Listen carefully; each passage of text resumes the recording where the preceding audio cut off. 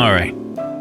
Sometimes I make good decisions, sometimes I make stupid decisions, and this is one of those times where my stupid decision actually ended up working out for me. I've been going through some things lately, and I've been basically going through my archives. And these photographs are from a trip to Mexico that I took with my mom back in 2004, a few months after my father passed.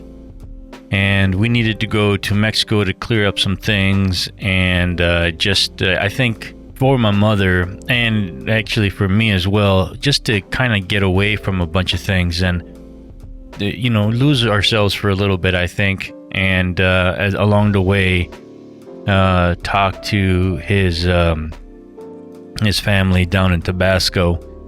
When we went in 2004, I was more or less at not the very beginning, but pretty close to the beginning of my photographic journey. I had already shot a few things, but I was nowhere near as good as I am now. What I did do was take a couple of cameras with me. It was a very emotional time, to say the least, but it was for sure a learning experience in every sense of the word. The mistakes that I made, or decisions that I wanted to make, is for most of the places that I went, especially for the sites that I went to, and this is we're running through Zempoala in Veracruz, beautiful site, is that I decided to take photographs in both black and white and color. I was at that time very much into shooting slide film. This little video here is more or less to show how much I really dig slide film. I just can't get that same vibe and that same feel for it as I do with shooting digital. At least not yet. I don't like a lot of the filters, and when I do use them, and even though the colors kind of sort of match up, there's still a sort of thickness, I think. I'm not sure exactly what the word is when I shoot slide film. All these photographs on this video, again, are shot on slide, and I think I'll throw in there a little screenshot to show that I had very little manipulation in after I scanned these. I just maybe brought up the curves just a tad. For the most part, a lot of these are the true colors that are in the slide, as much as technology allows me to transfer that over to the digital world. It depends on the scanner and all that, of course, but I think that most of the actual color and the interpretation of the photograph as a slide translates very well. I hadn't seen these shots in, I don't know, maybe about a year or so, maybe even more than that. I think maybe actually probably closer to 2 to 3 years. And some of these photographs I hadn't seen even longer than that. When I first scanned them, and you'll be able to see they're very crude scanned. It's a scanner method that I had. The scanner's outdated, and I love that scanner. You'll be able to see the dust and scratches on a lot of these photographs.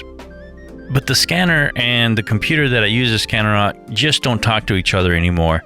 So I'm going to have to convert my idea of scanning and change it. I think I am actually going to go into the SLR way of scanning, and I got a couple of things coming in the mail here to facilitate that form, if you will.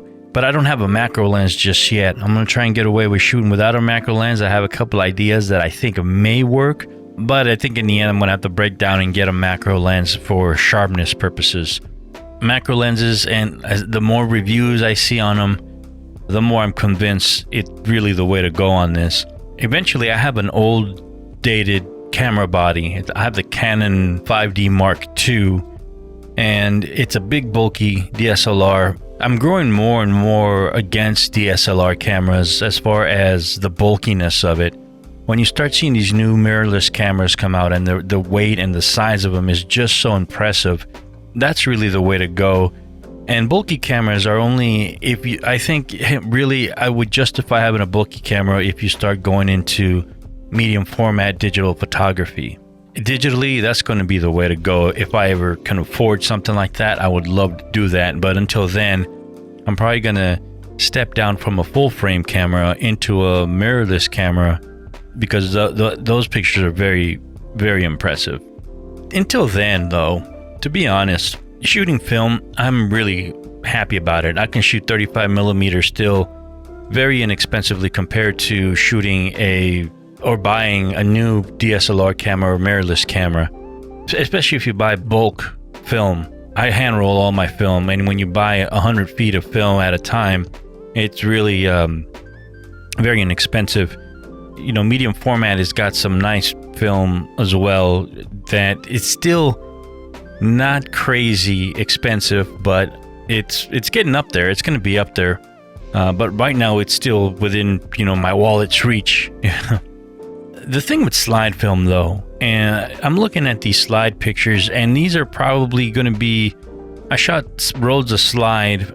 I would shoot in 2004. I think I would shoot slide film for another 2 or 3 years, but I never shot as many rolls as I did on this trip. And thinking about it, it's probably going to be the last of the amount of one of the handful of rolls of slide film that I think I'm ever going to shoot. If you follow, of course, photography, you know that slide film is really ridiculous. It's really out of hand, and I don't think I'm ever going to get into it again. It's just too much. And at the point where I'll probably figure out how to get the slide film aesthetic into my digital workflow. I think I'm going to have to, because that's just the way I love shooting color. You'll notice here how the blues pop off. The slide film that I normally used was Fuji, whether it was the 100, Provia 100, I believe it was, and if I remember correctly. And in low light situation, my favorite film was the 400. I think it's called the 400X now. That film was amazing. I shot a couple rolls of that in the dark. Well, not in the dark, but at shows. Now these slides here, I'll give these slides proper, the locations, I'll give them proper due the next time by saying who they were, what they were. We mentioned Sempoala. The waterfall is the Salto de Jipantlan, which is actually the same waterfall that comes out on a couple movies. The most famous one is Apocalypto. For the most part, these are all snapshots. Again, you'll see my mom there a few times and a couple of my uncles with their wives. One of my uncles in there, which passed. In case you haven't been following along, my mom passed a couple of weeks ago, and that's what's really getting me nostalgic and going through these. And there's a few pictures of my mom here. It also brings up the good idea or the good notion of documenting. I'm looking through these, and as I compare myself to a Magnum photographer, yeah, I'm about to do that. Going back, I can definitely see, as far as documenting goes, why they use slide film. It's just more impressive. It's got a better way of making people and things pop on print than anything else. But the thing of documenting, as you see photographs of my mother there, is that I'll always have things like this to remember. Of course, you guys know I got into podcasting a few years ago, and with that I was able to record a few conversations with people that just aren't with us anymore. Johnny Blacksox, to be specific, he passed away last year, as a matter of fact, last June, and I'm very happy that I got to talk to him as he left a little bit of his legacy behind. That's the importance of doing things like these, of making pictures, of recording whatever it is that you record, whether you're recording music, sound, people, places, and whether you are taking pictures or not. I am so glad that people are making photographs, even if it's on their phone, doing these bullshit fucking TikToks and whatevers and Instagrams and taking pictures of their food. I think that's all valid. I think it's a way of documenting where we are as a society. It's just very important to do that, no matter what you do. And it's, as long as you got a passion for something, hell, even documenting how you write a recipe down and how you pass that from generation to generation. And even sourdough, I heard sourdough starters last for hundreds of years. Can you imagine having the same sourdough starter that your great grandparents used? I think that's amazing.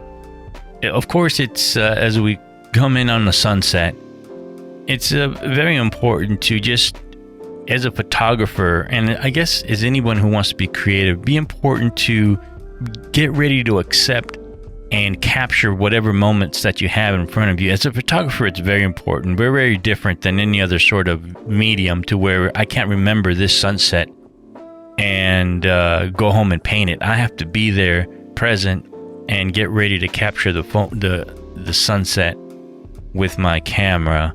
Be able to always cherish it years and years as they go on by. For the most part, I just wanted to come on, show off a little bit of the slides from way back 2002, talk about the importance of documenting and living as much as you can of life to the fullest. Thank you so much for listening. I really appreciate it. Take care, have a good one, and enjoy your youth.